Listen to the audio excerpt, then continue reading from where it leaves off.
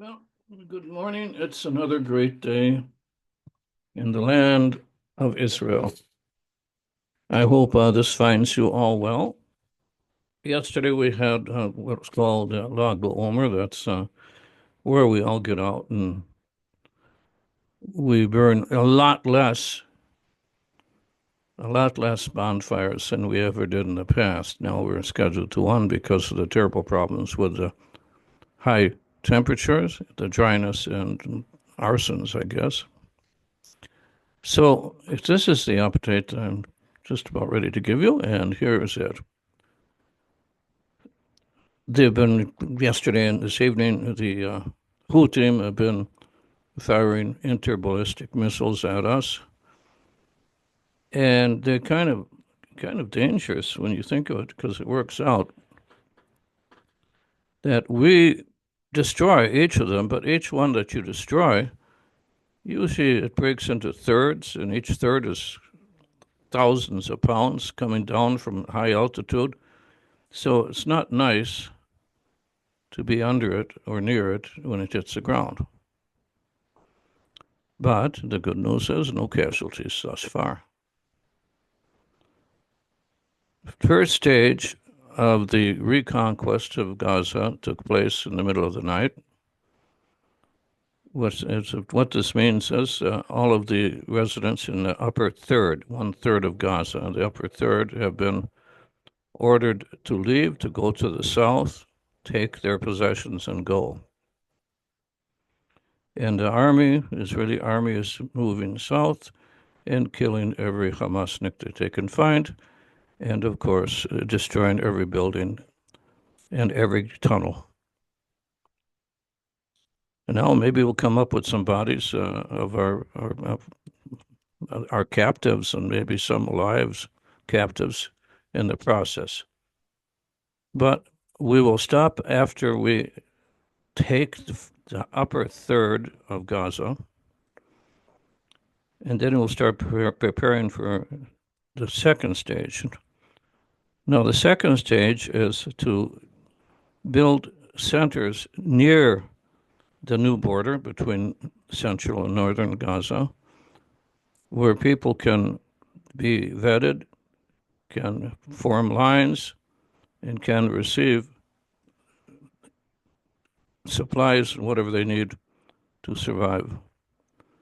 Just next to this, there will be hospitals so that they can come, go to the hospital, and the drugstores, of course, and take care of that. Also, will be manned by international volunteers for the most part, and the security will be, of course, Israeli soldiers.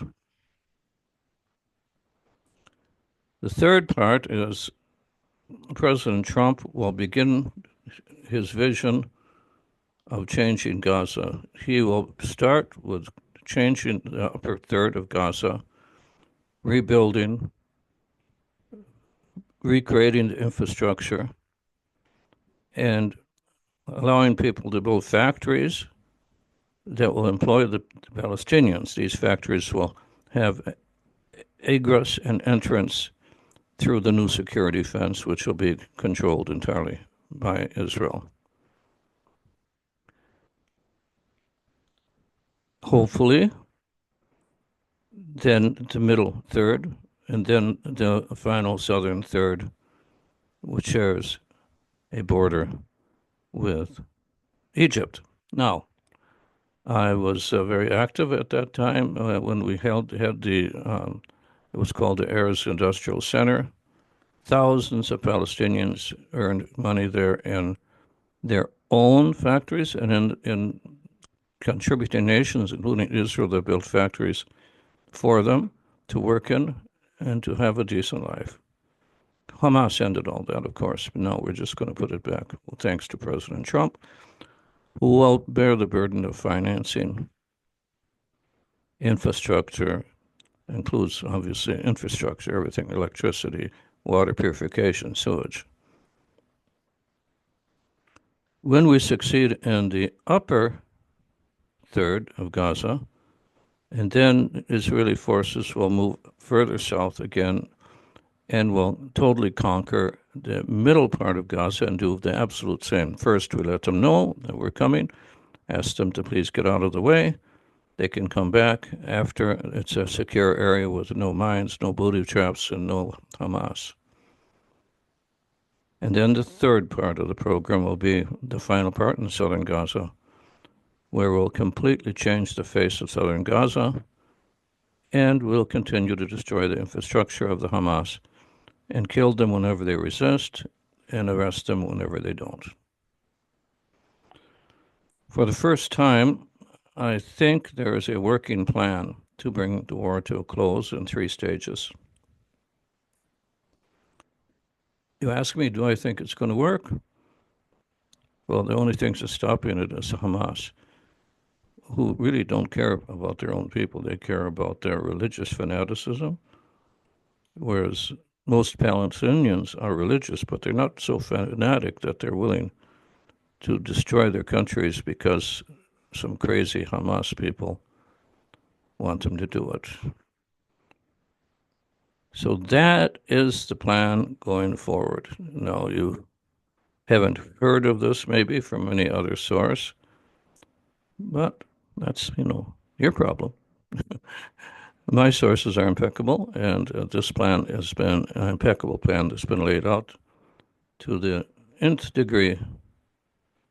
And so, of course, I'm aware of the plan, and I do hope that it goes forward. It will obviously be tweaked here and there, depending on the situation, but the basic plan for the cessation of the war is in place. Now, of course, last night was what we call a Lag BaOmer, which, to those of you that do not know what this is all about, this is about the 30 days that the Romans were torturing our rabbis. And when the torture ended with the death of the people that were being tortured, all across the country they lit bonfires on the hilltops to let people know that they're gone to their eternal rest. And so we will celebrate this for another 1,000 or 2,000 years because we pick up a lot. We pick up a lot of baggage in 3,000 years, and most of it isn't baggage at all. Most of it is mitzvah and remembrance, and we will go forward in this, our land, which we've been, by the will of God, once again planted, transplanted from all around the world. Transplanted from the east to west. You look at my community in Carrot Arbor, we have Burmese, we have people from India, we have French, we have Russian, we have Germans, we have American Jews, we have every color or nationality in a small place. Now, on a larger scale, this is Israel. You think America was a melting pot? Oh, if America was a melting pot, this is a blast furnace. Okay, all. Wish you a very great Shabbat, and no, a little bit late, the Lag BaOmer, and hope that our next conversation will be even more positive. Goodbye and good luck from Israel.